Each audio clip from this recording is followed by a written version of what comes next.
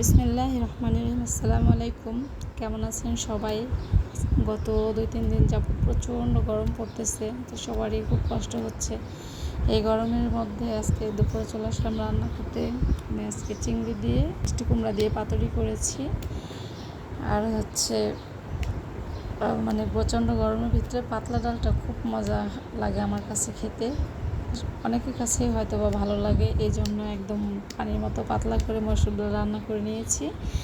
আমার বাচ্চারাও মসুর ডাল মানে পানি ডালটা খুব বেশি পছন্দ করে।